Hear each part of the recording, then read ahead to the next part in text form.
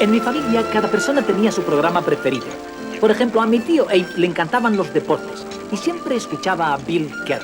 La historia de hoy. Nos conocemos hace muchos años y por primera vez vienes a pedirme ayuda. Soy el señor Lobo. Soluciono problemas. Estoy a 30 minutos de allí. Llegaré dentro de ti. No sé dónde tengo la cabeza. Pero además de eso, tenía 9 minutos 37 segundos más tarde. corazón. Aceite, sal, vinagre. ¿Pero qué es Pan lo duro. alarmante de la risa? El secreto está en mezclarlo bien. La risa mata el miedo. Mi vida no es más que una comedia.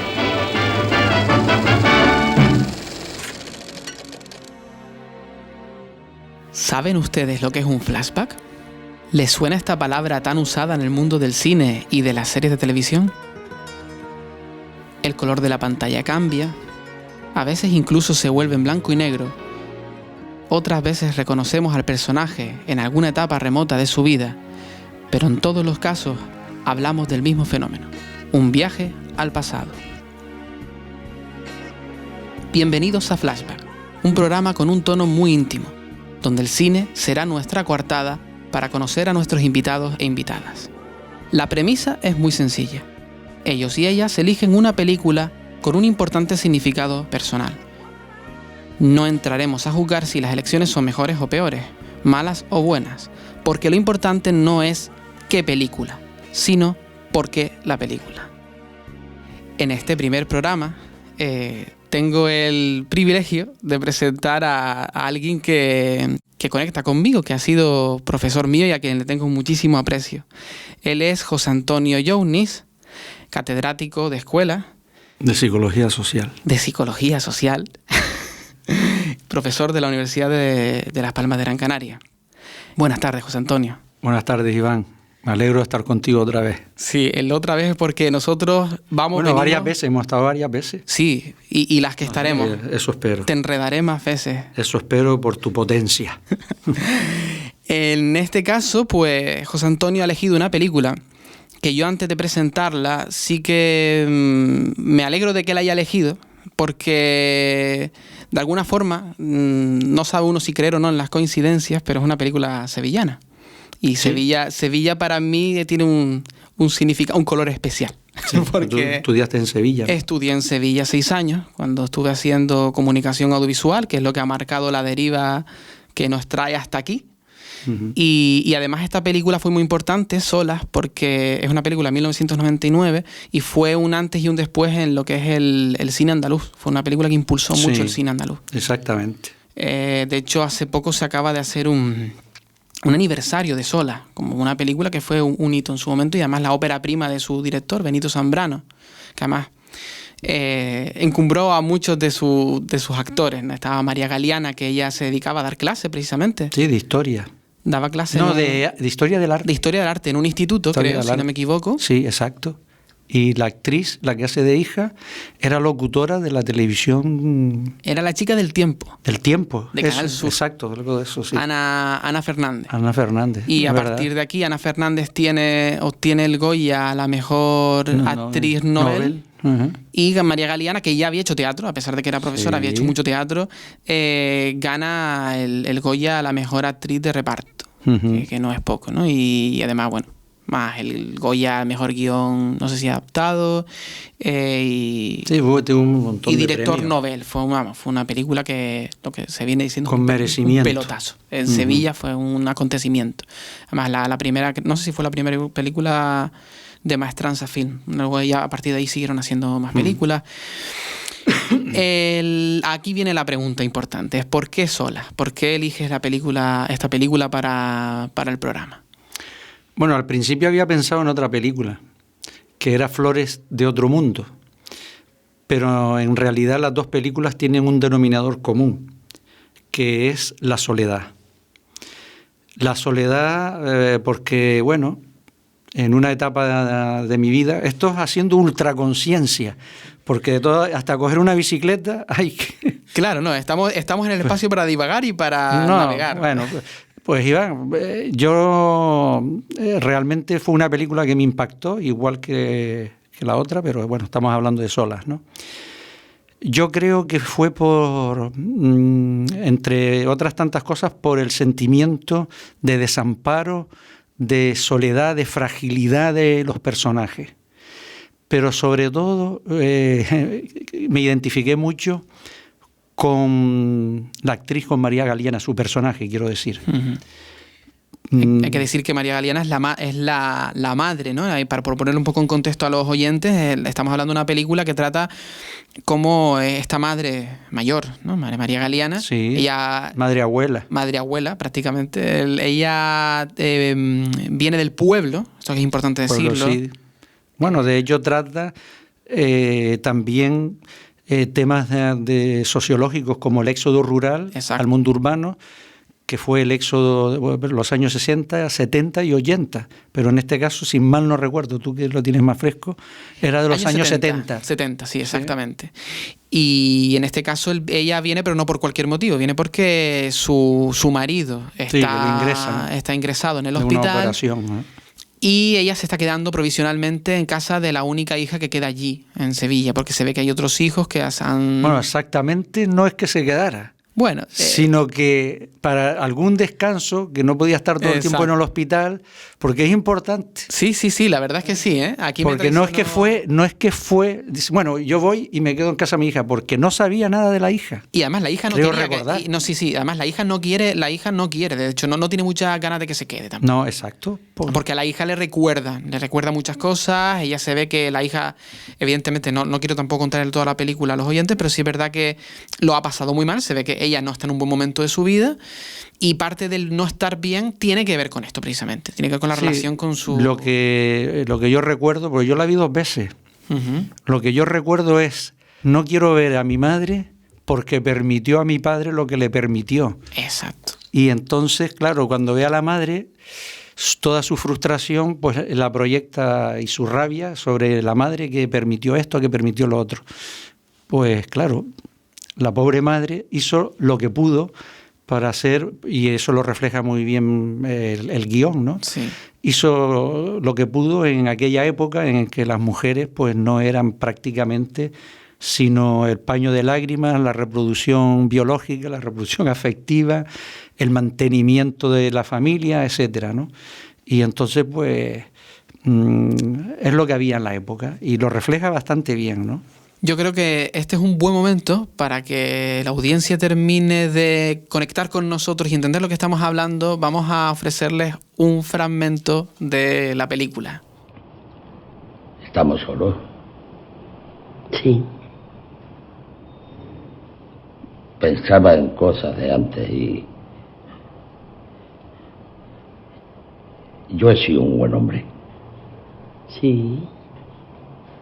Me pegaste algunas veces.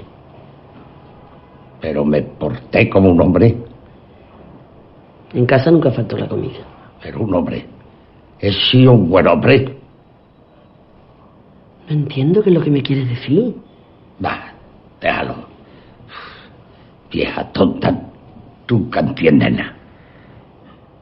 Hemos descubierto, ¿no? Desde que hay una cosa que me llama mucha atención de la película, la venía pensando, que la he revisitado hace poco precisamente para esta conversación, el hecho de que el guión tiene una cosa muy buena y es que deja ver más por lo que no se dice que por lo que se dice. Sí, las elipsis son importantes. Exacto. Que en este caso, en este fragmento que hemos visto sí que se ve, ¿no? Que habla, el marido dice, yo he sido un buen hombre, pregunta ella. Sí, exactamente. He sido un buen hombre porque no he sido un buen hombre. Por el tema que hablábamos antes, sottovoce, de la culpabilidad, etcétera, ¿no? Supongo, porque también lo que pasa con este tipo de películas es que uno proyecta mucho, ¿no? Y como yo he dicho que esta película me impactó por el sentimiento de soledad que yo mismo viví en una época de mi vida, entonces pues uno a veces digamos que sobreentiende cosas, pero yo en este caso, como cosas que he hablado, cosas que ya he metabolizado suficientemente con la edad que tengo en la película, A los oyentes no hay que decirle la edad que tengo, por supuesto, pero ya le he dado muchas vueltas, ¿no? Y entonces sí me veo que es que el guión de Benito Zambrano, que era también de Benito Zambrano, sí, ¿no? Es de él. ¿Solo de él? No había recuerdo alguien si más. había alguien. Yo creo que sí había alguien más. No, digo, pero para que los méritos se repartan, pero creo que era él. Esto lo podemos desambiguar de una manera rapidísima. Bueno, pues efectivamente es solo de él, sí. Solo de él. Bueno, se ve que es sevillano el hombre, que es andaluz, y se ve que tuvo algún tipo de vínculo con la madre. Creo recordar que la madre limpiaba casas o centros comerciales o algo de eso, ¿no? Entonces todo eso que él vivió se ve que se nutrió el guión de ahí, ¿no? Y claro, como habla de estas soledades, etcétera, pues yo enseguida me di cuenta de por qué yo lloré en la película. Lloré bastante. Es evidente. Lloramos cuando nos... Evidentemente, aunque suene una perogrullada, ¿no? Pero te toca, ¿no? Sí, claro. Hay películas que creo que hay como dos límites, ¿no? El de la empatía que todo el mundo puede tener cuando ve una película y se puede identificar con algo, aunque no lo haya vivido, ¿no? Pero en este caso, como tú dices, es porque sí ha vivido algo. Era otro tipo de soledad, Iván, pero era soledad. Y luego por la madre, porque yo de niño no había cumplido 7 años y me pusieron interno en los Padres Salesianos en Teror. Y claro, de repente murió mi padre, y mi hermano mayor y yo nos metieron internos en aquel colegio. Y entonces la ausencia de esa madre, ese objeto perdido en mi infancia, lo recuperé por María Galeana, pensando qué madre tan buena, qué madre tan solícita, que a pesar de que la hija la coge como objeto de agresión, incluso objeto de la culpa de todo, el origen de mis males eres tú. Su padre sí, pero tú no hiciste nada, etcétera. Un poco por explicar qué me pasó, ¿no? Y luego, cómo esa madre, a pesar de todos esos puñetazos psicológicos, sin embargo, aguanta al tipo la madre, y con su dulzura y su historia, con su poniendo en primer plano el vínculo, el amor, en definitiva. Claro, es una película que trata sobre la soledad y también sobre el amor. Claro, porque el amor lo mostró mucho allí, pues de ahí viene el tema, para mí, lo que me afectó, digo, el amor de esta madre, a pesar de que mi madre estaba a la distancia, conectábamos mucho, siempre estaba pensando en ella, yo me pasé muy mal al principio, después te adaptas, pero hay una soledad, si no tienes a tus padres. Tú me comentaste, si no mal no recuerdo, esto estamos hablando ya de la trastienda, que tú realmente naciste en África, ¿no? Estamos en África. No, Iván, yo soy más vulgar. Yo nací en la calle Matías Padrón, número 36. Entonces aquello era mentira. ¿El qué? Que habías nacido en... No, mis hermanos sí. Ah, vale. Todos mis hermanos nacieron allí, excepto yo. Yo nací aquí y casi nazco en un barco alemán. Cuando venía de Monrovia, la capital de Liberia, casi da luz mi madre allí. Me sonaba el tema de Liberia, me lo habías comentado alguna vez, entonces yo pensaba que habías nacido en Liberia. No, yo nací en Las Palmas de Gran Canaria, pero mis hermanos sí nacieron allá, todos. Tengo 3, bueno, ya falleció uno, conmigo 4, ya nacieron allá. Y yo, al poquito de desembarcar, me dejaron por aquí. Y después cuando nací, y a los 4 meses me fui con mi madre otra vez a Monrovia. ¿Tú te criaste los primeros años de tu vida en Monrovia? Sí, me crié en el África de la negritud, totalmente. ¿Cómo es esa experiencia? Pues esa experiencia me marca positivamente. Primero porque, y para no alargarme, ¿vale? Porque es un mundo que no está... Igual a alguna audiencia le suena fuerte, pero mi experiencia es mía y la de los demás, claro. La de los demás. No estaba, voy a decirlo más suave de todas maneras, no estaba, digamos, mutilado por la cultura judeocristiana, de la culpa, del pecado, de toda esta parafernalia. La sexualidad era normal, no era una cosa que había que... Los niños jugaban con los adultos con los niños con los niños. ¿sabes? Que era un mundo, yo iba descalzo, solamente tenía un pantaloncito. Bueno, toda esa experiencia, mis amigos todos eran negros, de allí, mis padres vivían en medio de un bosque, ¿no? Aunque mi padre trabajaba en un hospital, era el contable el que llevaba toda la finanza, y mi madre trabajaba en una compañía farmacéutica y de productos químicos de Liverpool, de Inglaterra. Y nada, entonces pues me crié en ese contexto, cultura más abierta, etcétera. Y luego, aparte de todo lo que significa eso, que es alargarse mucho, pero bueno, las normas, las formas de sentir, de pensar, de actuar, pues te calan al principio, ¿no?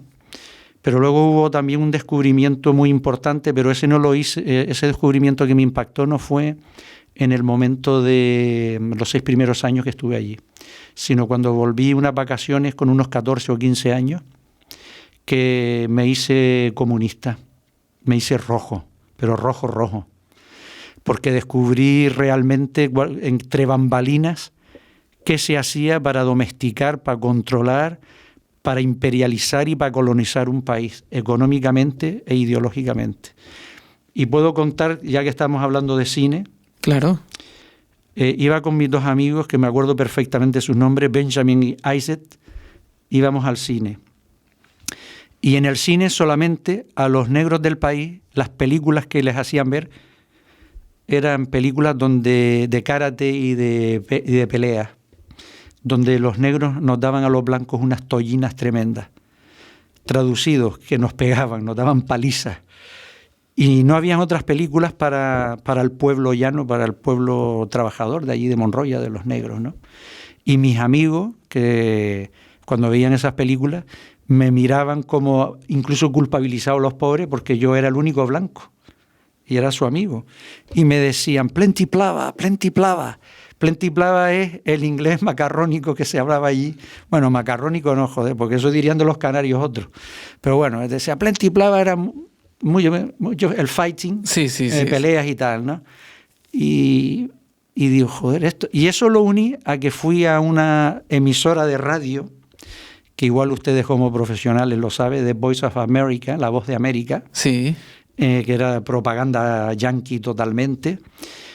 Y cuando voy a esa emisora, descubro que los mismos individuos que iban con una Biblia caminando por las calles de Monrovia, evangelizando a ese cristianismo a los negros, los negritos, como decían, pues eran los mismos que estaban en La Voz de América. ¿Me explico? Sí, claro. Haciendo propaganda política del American Way of Life. Y luego iban los tíos y decían, somos religiosos, evangelistas y no sé qué y no sé cuánto. Y yo con mis 14 añitos dije, ahí va. Y esto te encontraste con la contradicción. Me dejó, como dice aquí una amiga que está presente, me dejó patidifuso. Pero claro, yo eso no lo metabolicé adecuadamente, porque era un niño, era un chiquillo, 14 o 15 años tendría más. Pero con los años me di cuenta de lo que iba la movida. Y me di cuenta en Barcelona, por cierto, porque estuve un mes por lo menos haciendo un estudio en la Universidad Autónoma en Bellaterra. Sí.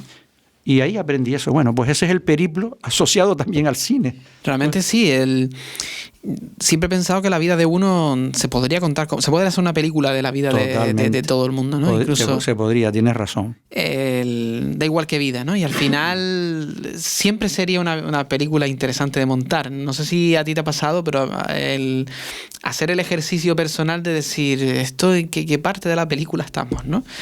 Esto es un punto de giro, esto no es un punto de giro. Tú me comentabas antes, volviendo a solas. Qué bonito. Que el momento de tú estar en ese internado, ¿no? Sí, en el internado de los salesianos, sí. Fue un punto de giro en tu vida, ¿no? Aunque fuera muy pequeño. No, era pequeño, pero me acuerdo de un montón de cosas. Y me impactó sobre todo porque, fíjate tú, ya la primera noche que llegué, y de ahí mi filia por solas, nos hicieron atravesar a mi hermano y a mí el patio de recreo. Enfrente había un cementerio, todavía sigue ahí. Y luego un campanario. Y cuando pasamos por debajo del campanario, no teníamos casi 7 años, como mucho. Mi hermano sí tendría casi 8, ¿no? Me lleva 1 año y medio. Y el badajo del campanario hace ¡pum! por el viento, empezó a sonar, yo miré aquello y me entró un escalofrío por el cuerpo. Me quedé helado. Dijo, ¿y esto? Y el cementerio allí. Claro, y atravesando a oscuras el patio. De repente abren la puerta del comedor y un estallido de luz tremendo. ¡Ah! Un escándalo de chiquillos y venga, a cenar. Conocía a nadie, los dos allí. Además hablábamos en inglés, los dos, porque éramos bilingües. Entonces los curas empezaron a castigarnos y a ponernos pena por no hablar en cristiano. Y así fue nuestros comienzos cinematográficos para una película. Madre mía. Ahora la verdad es que se entiende eso que hablas de la soledad, porque además, me gusta que hayas comentado algo de la infancia, porque creo que algo tiene la infancia que a nivel cinematográfico es muy poderoso, ¿no? Son como unos recuerdos que de alguna manera digamos que se embalsaman, ¿no? Se queda ahí encriptado en la oreja y en la otra oreja. Hay quizá a lo largo de la vida muchos recuerdos muy importantes, ¿no? Pero la infancia tiene uno especial, porque creo que se vive de una manera que no se puede volver a vivir, ¿no? Por ejemplo, nosotros puede pasarnos algo, este mismo momento que estamos compartiendo, lo podemos recordar dentro de 10 años y podemos revivir qué pensábamos o qué sentíamos, porque dentro de 10 años seremos, no sé, habremos cambiado mucho, poco, pero... Hombre, yo más que tú, Iván. No pongas muchos años más, porque igual no estoy. No, hombre, vamos. Mira, para el 10º aniversario del programa, significa que el programa ha ido bien. Te invitamos haré un otra esfuerzo. Vez. Sí, hombre, sí. Seguro que sí. Pues seguramente podríamos recrear cómo fue eso, ¿no? Pero de niño no puedes. Puedes acordarte de lo que pasó, pero no recrear lo que por lo menos no de la misma manera. Es como acordarte de los Reyes Magos, ¿no? De cuando no creías. Claro, tú no puedes como... A lo mejor este programa lo van a escuchar gente pequeña y me estoy colando, ¿no? Luego yo no he dicho nada, ¿no? No hace falta sacar entrada, cuélate. Sí, ¿no? Vamos a no sé, vamos a correr un tupido velo. Y a contar un poco lo que veníamos a decir, el tema de que la infancia de alguna manera es irrepetible y todo lo que nos pasa cuando es malo, bueno, o esta soledad que tú me comentas. Sí, pero las películas son un test proyectivo de esa infancia.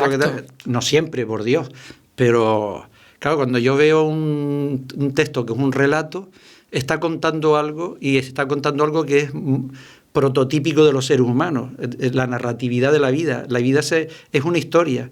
Cuando le dices a alguien, oye, cuéntame tu historia, la historia de tu vida. El cine cuenta historias, la radionovela, todo cuenta historias, ¿no? Entonces, claro, esa película la asocio a mi propia historia de soledades, porque esa era una historia, la del internado. Pero bueno, luego habría pues otras connotaciones en la película, el tema del maltrato y la violencia machista, ¿no? Me consta que has estudiado ese tema. Sí, publiqué un libro sobre eso. El maltrato... Violencia contra las mujeres y transformación social. Como hay cosas en esta historia que no se dicen, ¿vale? Las elipsis igual que solas. ¿Por qué este hombre es machista? Pues, ¿sabes? Es que este discurso es como muy emotivo y la razón es lo de menos, pero tiene que haber mucha razón para saber que, dicho así, esto es un medio que tampoco estamos aquí para intelectualizar, ni mucho menos, pero víctima es ella y víctima es él. La cosa es que quien tiene más ventaja es el marido que agrede psicológica y físicamente. Una vez dijo en la película, le puso la mano encima, pero no muchas más, no sé qué. Bueno, es violencia igual, ¿no? Claro. Pero creemos que esa violencia, esa agresividad, pues es la que emite el macho a la mujer, el machista, el macho mem. Sí. Este tío es también una víctima. De hecho, si no tendría sentido las terapias reeducativas a los machistas y a los violadores y a esta gente, que la recuperación no es tan alta como una quisiera, pero hay un número importante, no excesivo, de gente, según las estadísticas. Yo hace tiempo que no las leo, pero cuando estaba con aquel lío, Hay gente que se recupera porque realmente es que le han pasado cosas en sus vidas. Pero claro, enseguida, si la cosa se pasa por el tamiz de la emotividad, es culpable y punto. Sí, claro que es culpable. No quiere decir que no tenga responsabilidad, es que ese no es el discurso. El discurso es comprender, como decía Spinoza, sin juzgar. Saber qué es lo que está ahí para que no se repita, ¿no? Un poco el tema reeducativo, que también Juan Carlos Martín, que es un profesor de la Universidad de Las Palmas de Gran Canaria. Me suena. Sí, que hace con las familias, personas en situación de necesidad, de exclusión, desestructuración familiar, etcétera. ¿Qué está funcionando ahí? Es que si no, ¿a qué nos dedicamos? A apuntar con el dedo, mira, este es, si se me permite, este es cabrón, aquel es no sé qué, el otro sí. Y si nos quedamos ahí. Eso también tiene relación con tu profesión, porque tú das clase y das clase en, si no me equivoco, en educación social. Sí, en educación social y en trabajo social. Y en trabajo social. ¿Cómo estas experiencias desde el cine, ¿no? Porque vamos recuperando el tema del cine, ¿no? Desde el poder que tiene el cine para contar este tipo de historias, que a su vez tú también las tienes interiorizadas porque también te tocan, ¿no? Bueno, perdona, Iván. Sí. Yo lo voy a decir porque tú me has traído y eres tú. Si no, no lo digo tan así, te lo digo en serio. Pero es que mi padre maltrataba un poco algo a mi madre. No era una cosa exagerada, pero la maltrataba. Y por eso yo también me he enganchado a este tipo de temas. Para que veas lo que da de sí el cine y tu invitación. Y la maltrataba. Y yo lo veía de niño. Y me jodía.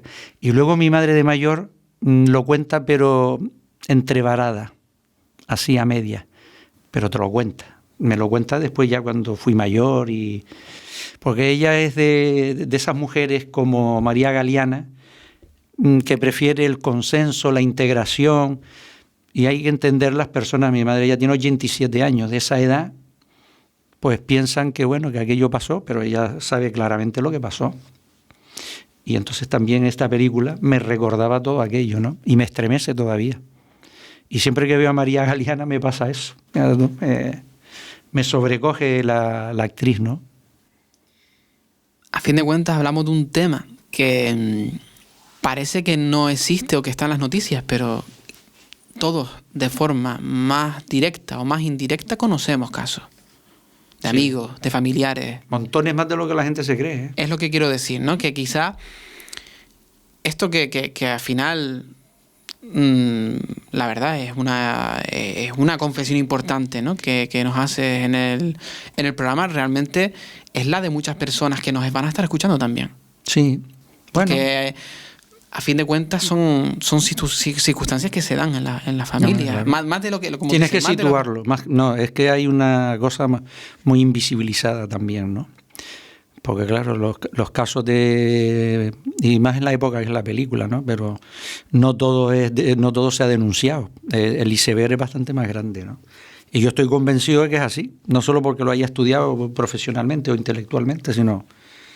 Como acabas de decir, pues conoces cosas, tal, y luego que refleja muy bien otra vez el guión que me entusiasma, ¿no?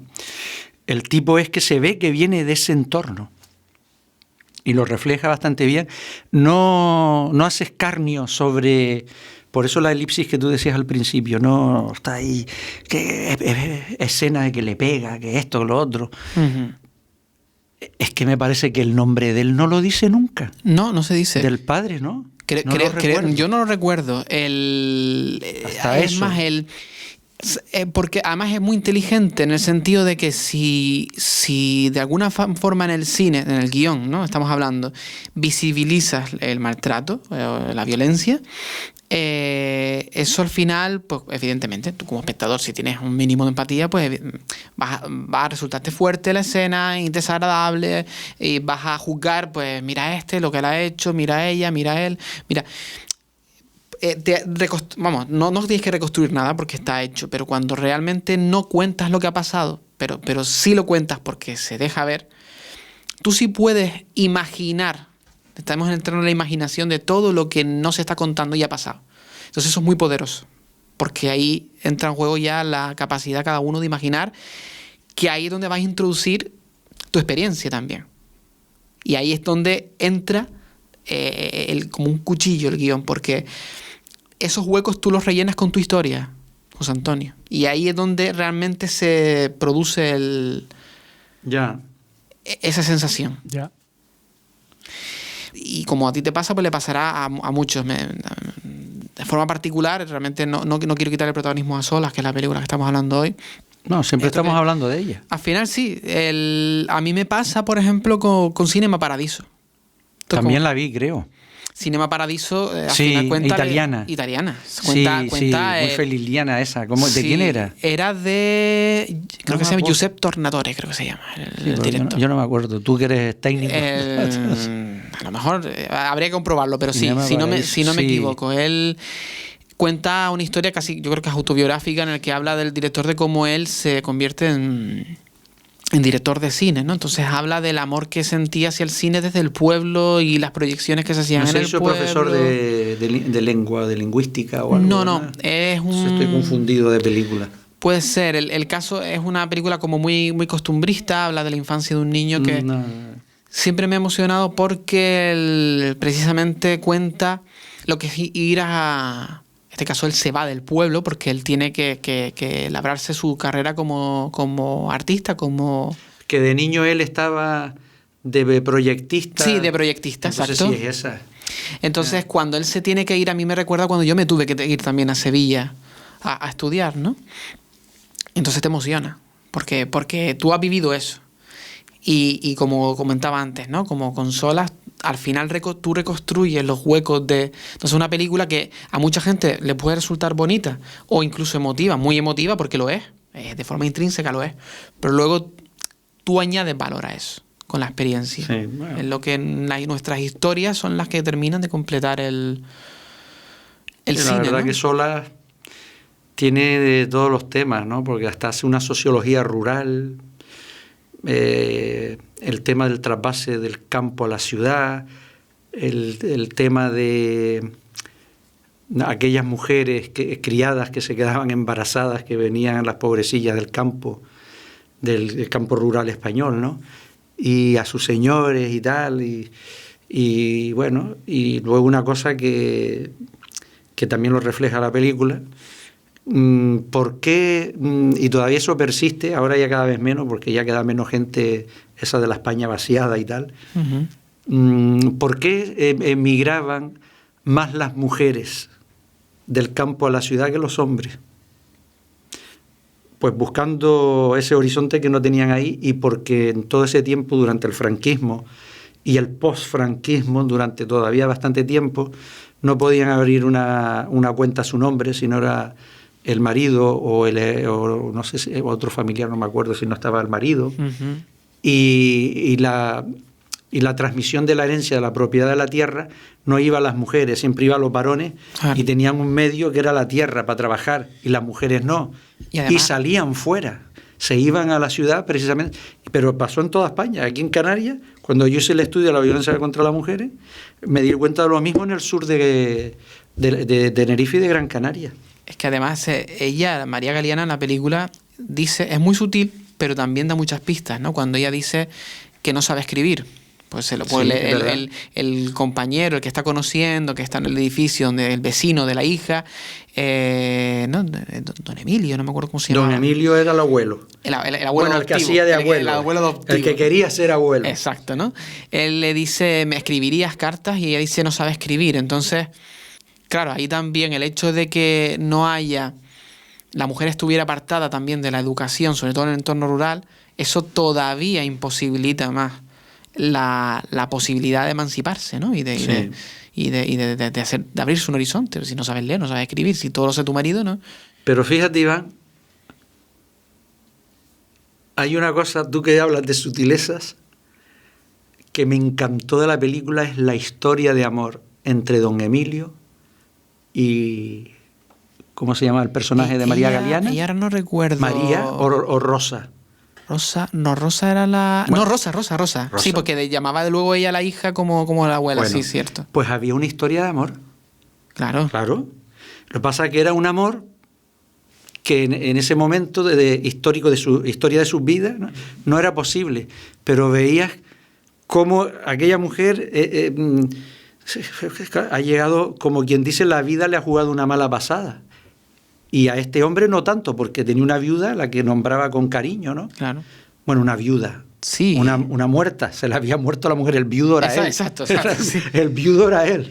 Y cómo no...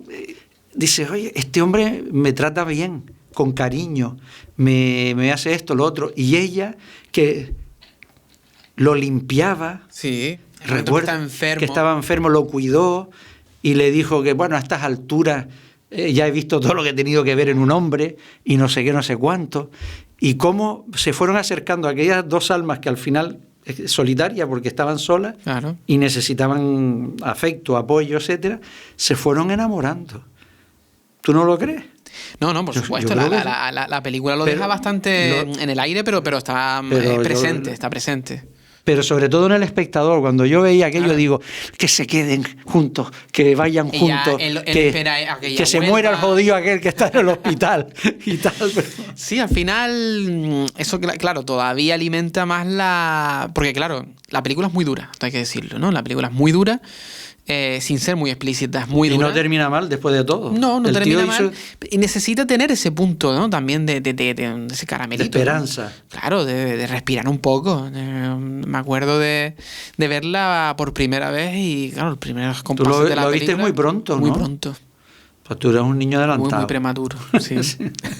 Sí, porque si la película es del 99 y la vería más o menos por aquel entonces tendría... 14. No lo voy a decir.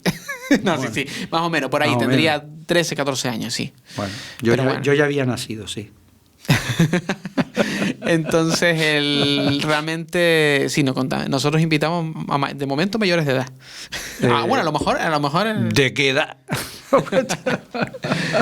Bueno, ya la gente, los oyentes como son inteligentes, como dije antes, mira a ver si me vas a llamar, ¿cuándo me vas a llamar? A ver si estoy. Yo creo que van atando cabos al final. No queda más remedio. Cruzando fechas históricas. Lo que comentabas eso, ¿no? Que las sutilezas y este amor, él se ve el abuelo adoptivo en la espera a que vuelva del hospital, aunque sabe que tiene un marido y ella también sabe que no puede. De hecho, que el marido le dijo, hueles a macho. Hueles a macho, le dice. Joder, hay olfato, macho. Sí, además lo repite varias veces en la película. Me parece que... Qué bestia. Sí. Hueles a macho.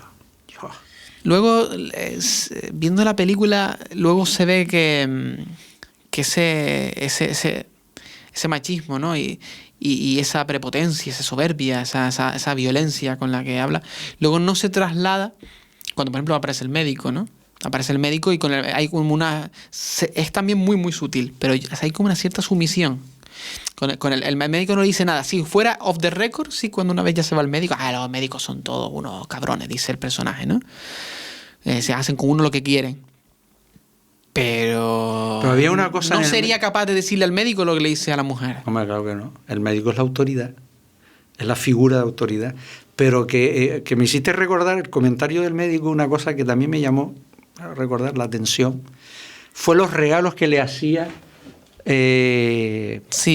Rosa, creo que era. Sí, Rosa. La madre, ¿no? María Galeana. Y la hija, María, le decía que hace su trabajo, tú no le tienes que regalar nada. Entonces no entendía, porque claro, una cultura tradicional, claro, del intercambio como de favores por méritos, etcétera. Si tú haces algo por mí, hay como un trueque. Pues te doy esto. Y luego el afecto que iba detrás, el agradecimiento, claro, por las vidas tan precarias, tan pendientes de un hilito de las personas de aquella España rural, etcétera, etcétera. Pues esta mujer, que era lo que había aprendido en su entorno, qué bonito era, ¿no? Le daba el regalito y la gente se fija de tu sumisión y tal, no sé qué. Pero no era tanto la sumisión. Yo la lectura esa no la hice. No. ¿Que podría haber algo? Mira, yo qué sé, cuando haces así, como decía hace un montón de años que me reí un montón, hasta las feministas se rieron de otras feministas. Dice, cuando hacemos así, esto es un símbolo fálico. Cuando decimos adiós con la mano... Está hablando, vale, del saludo con la mano de adiós, ¿no? Sí, adiós. O sea, cuando se dice, esto es verdad, ¿eh? Hace un símbolo fálico. Y claro, menos mal que no todo el mundo se lo creía. Dice, bueno, ¿y de dónde sacan esta interpretación? Ese símbolo, joder, pues fálico es todo lo que sobresale. Bueno, pues entonces todo sobresale en este mundo, hasta las bolas del mundo, ya está. ¿Te recuerda algo también, volviendo también a tu vida, ¿no? A tu historia, esos regalos? ¿Llegaste a ver eso en tu madre? Sí, claro. Exactamente. Jodido, porque me daba regalos todos los años en Navidad y los esperaba, y cuando no veía los regalos, veía a mi madre y me estremecía de mamá y tal, y nos mandaban los regalos al internado a veces, y otras veces a un pueblo que era Montaña Cardones en Aruca, que tenía ahí una media familia. Bueno, familia eran los padrinos, las madrinas, porque una persona de ese pueblo, canarios de origen cubano, se fueron a Monrovia. Él era mecánico y bueno, llegó a ser un gran mecánico, se montó una empresa y todo allí, y mis padres lo ayudaron cuando vino con una mano delante y una mano detrás, y mis padres lo acogieron y le ayudaron. Entonces, cuando mi padre muere, mi madre y este hombre dice, bueno, mándalos con mis padres, porque mi madre decía que quería darnos una educación. De hecho, bueno, eran los colegios más caros de la época, y ella ganaba en dólares, igual que mi padre, que era una moneda mucho más fuerte que la peseta. Y entonces, gracias a eso, estudié en los Padres Salesianos y los Hermanos de la Salle en Aruca. Y entonces, de vez en cuando, no siempre, mis hermanos pequeños sí se quedaron más años con ellos, ¿no? Se iban a esta familia de Montaña Cardones, que eran los padres de este hombre. Bueno, pues esos regalos que me mandaba mi madre tienen mucho que ver con todo esto de la película que estamos hablando. Así es. José Antonio, muchas gracias. Yo espero que lo hayas pasado bien en este rato. Lo he pasado muy bien, muy bien, muy bien. De verdad, y te agradezco que me hayas llamado, porque así me salgo de la rutina, aunque me has hecho un psicoanálisis, pero bueno, aguantaremos lo que podamos. Mira que tiene mérito hacerle un psicoanálisis al psicólogo, ¿eh? Solo psicólogo es un título. ¿Cómo es?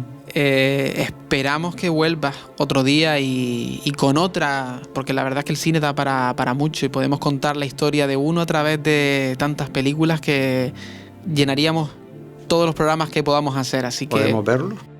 Ya puedes ir pensando en una nueva película. No. Bueno, ya veremos. Incluso te da tiempo de ver otra. Yo te recomendaría a una amiga mía que hace muchas cosas interesantes, se llama Toñi Medina Alemán. Estupendo. Y tiene una historia de vida riquísima. Aquí queda.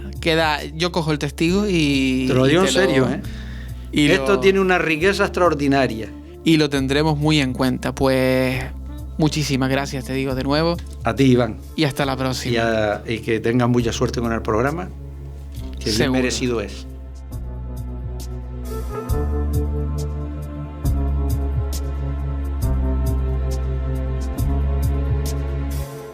Asociación Hestia.